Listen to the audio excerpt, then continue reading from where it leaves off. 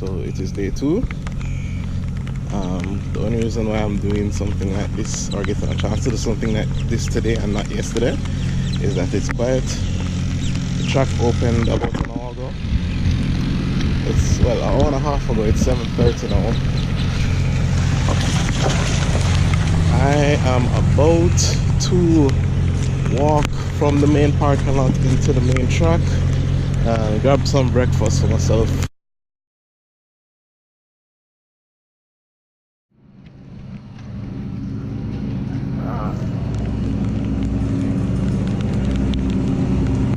So one of the things I had looked up as to what to do at the 12 hours of Sebring, there was a suggestion to wake up early and see the cars, be prepared to go on track.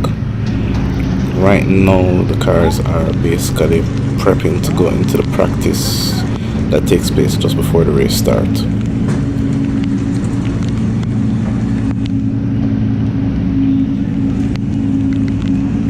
So what I'm walking through now is the GTE section, or GT3 as it's called in the rest of the world. And these are technically the slowest cars, with the most of the beginners starting from here. Then we have the Acura Daytona prototype, which is among the fastest cars on the track.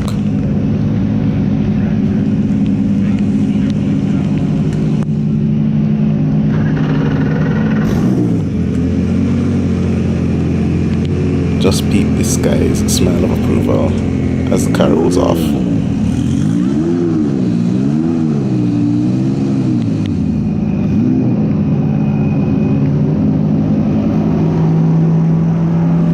So what I had here was the PFAF or FAF or PF. Anyway, what I was hoping to see here was the engineer speak to the driver about what to expect to the car, how to adjust it, but I really couldn't hear anything, so I just cut it short and they were taking too long to move off.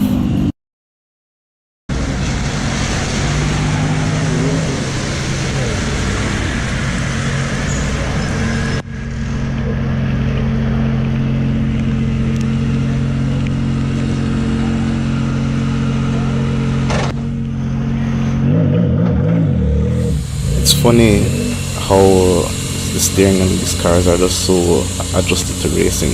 A normal car will make this turn easily, but as you can see here, they have to reverse and adjust again.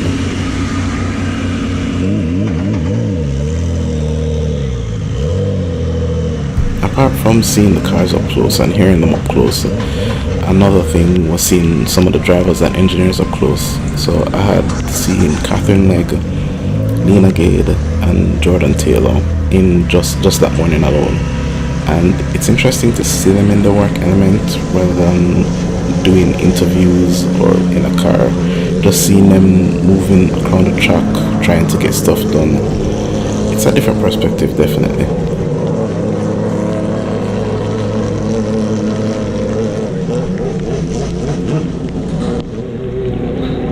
So being a Mazda owner, I had to visit my team. So this is the Mazda Daytona prototype team.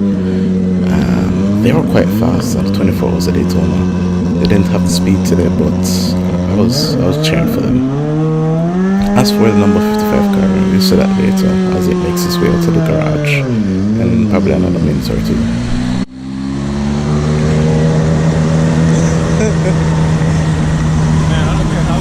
My camera tells me it is, it still makes me nervous. It's my first time here. About now, most of the cars are up and running and making their way onto the track. And for an extended period, I sat at the Ford GT pits, which is another favorite car of mine.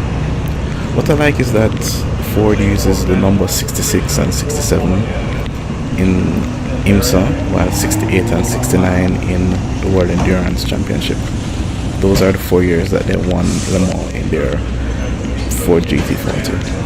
With IMSA running its 50th year this year, a lot of teams are running special numbers or liveries, such as the Porsche 911s that I saw earlier, but also the numbers. So for example, Mazda ran 55 on the main car, 55 was the number that they actually won the 24 hours of Le Mans with, and that's important seeing that they're the first Japanese manufacturer to do it. Porsche has been running the numbers 911 and 912 on their 911 cars, and there's some other ones that I couldn't quite pick up.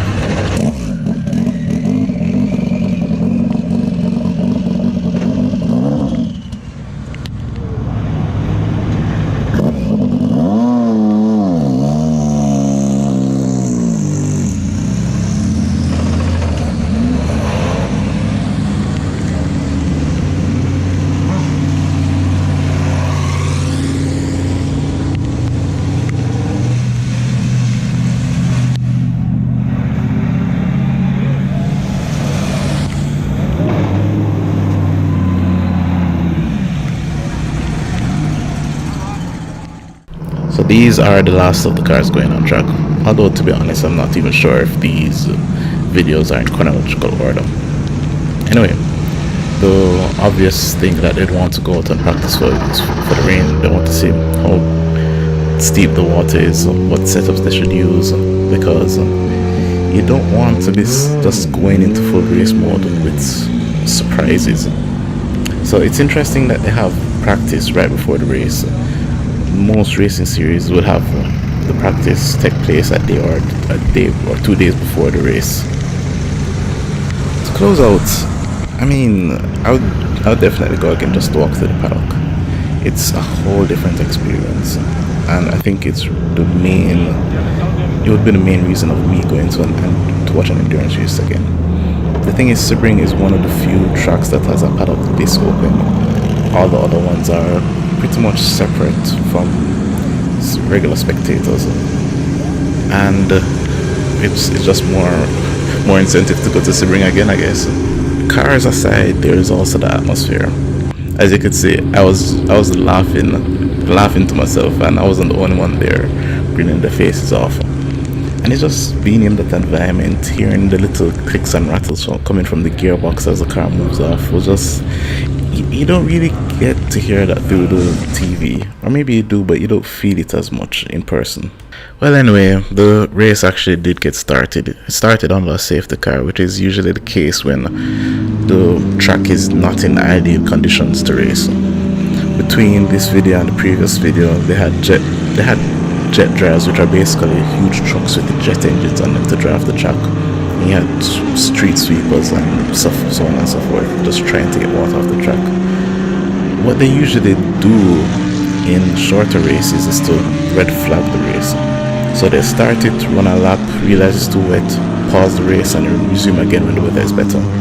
But seeing that this is a whole 12-hour race, you have freedom to just run the track for an hour. The cars actually help to drive the track, and then start again in 11 hours while the clock's still ticking. So that's interesting to see, I guess.